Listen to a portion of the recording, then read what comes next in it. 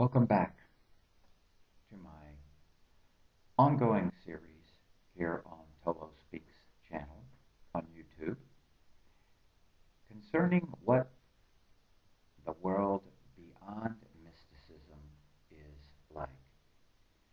And I'm moving back because I wanted to show you this t-shirt that I have on. Hopefully you can see it. And it says, I smile because I have no idea what's going on. And then there is a smiley face. I smile because I have no idea what's going on. This is very similar to Socrates' statement that I know only one thing, and that is I know nothing.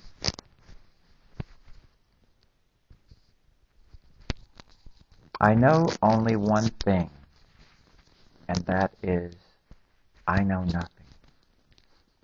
So if I don't know what's going on, I certainly don't know anything relating to the subject at hand.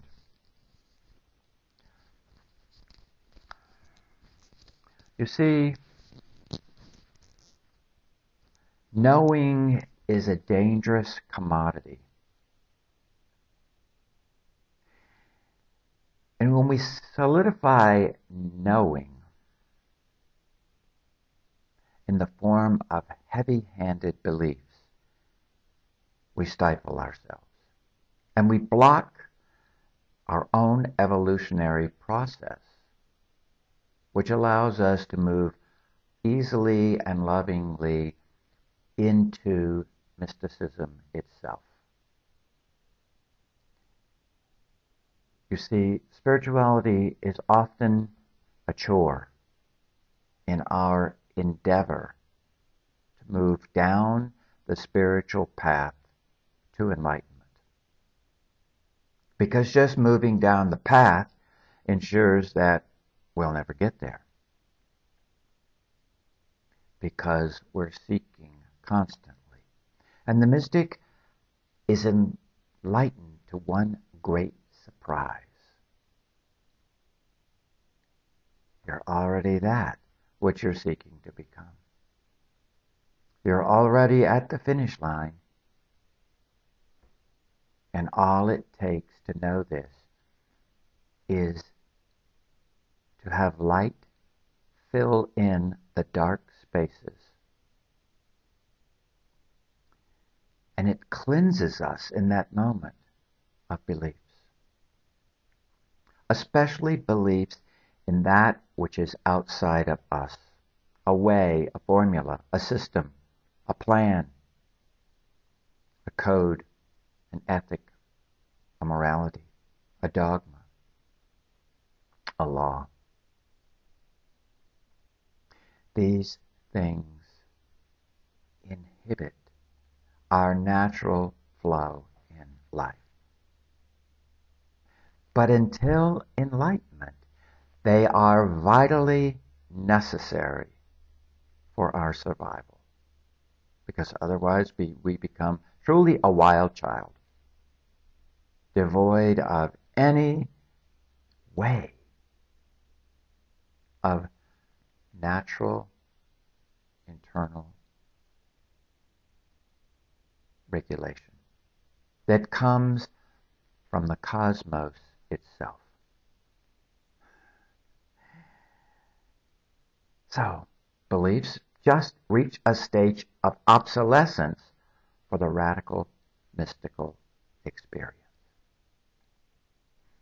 And in this lecture I gave the other day, someone really said, I would be miserable without my beliefs, my attitudes, my strongholds of defense, without my ability to discuss and defend and argue them.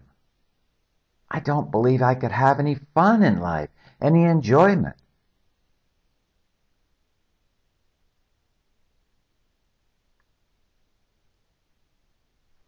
How do we know that that is true? Until we are in the throes of the mystical experience, which has two great hallmarks: peace or contentment, and joy or bliss, however you would like to state it. These qualities are not even qualities. These virtues are no longer virtues. These emotional experiences are really not emotions of a human nature at all. They are transcendental occurrences that happen through us, but never to us. Things happen to us. I got stabbed in the back and it hurts so much. That happens to us. I got betrayed and I hate it. I've got misunderstood and I don't like it. Yes, these happen in our human experience. The mystical mind knows to move these perspectives into obsolescence. How does it know it?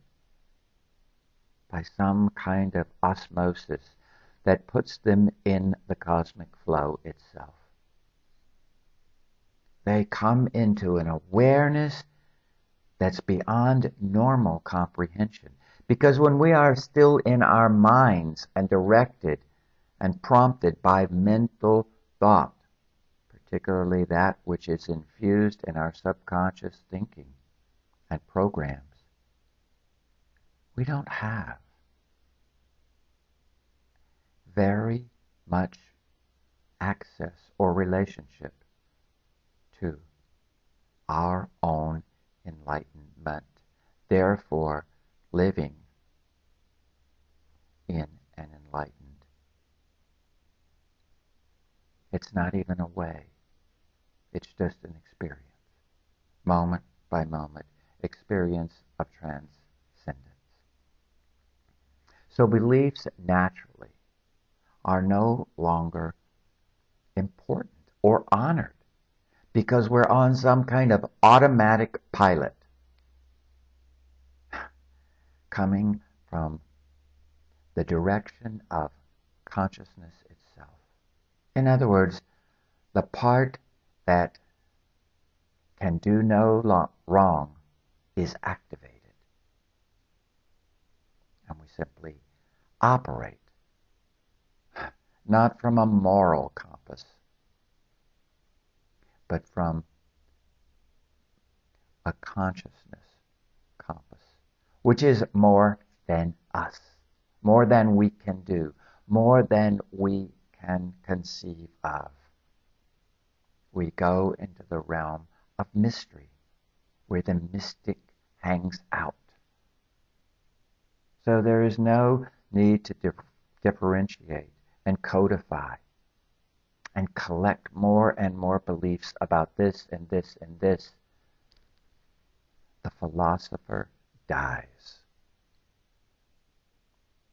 And what gives rise after that death? Pure bliss.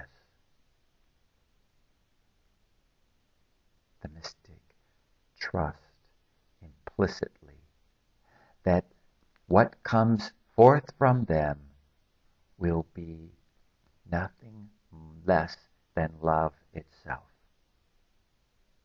It's not a loving attitude anymore. It's not a loving disposition. It's no longer even a loving way. It is just the experience of love flowing through a human being until they simply are synonymous with it. Now, do they still have a life? yes.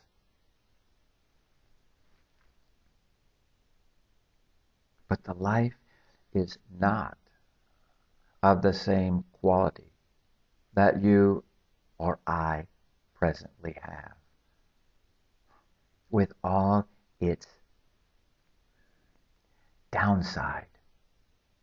The downside is there, but it isn't categorized as anything agitating, annoying, or off-putting. It is simply experience coming into the mystical human life. And it's simply taken in at face value. An experience that doesn't have the heavy-handed judgments that we mortals, under our present situation, love to put on things. Instead, there's just awareness. This is what's happening. This is the way it is. These are the circumstances. What do I need to do right now?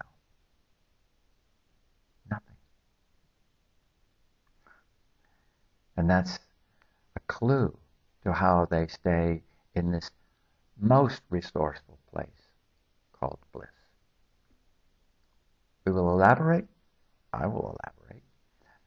And that which flows through me will elaborate. So I guess it's a we. Will elaborate further on this subject and ones like it in this ongoing series on life as a radical mystic. So, goodbye for now. Go in peace.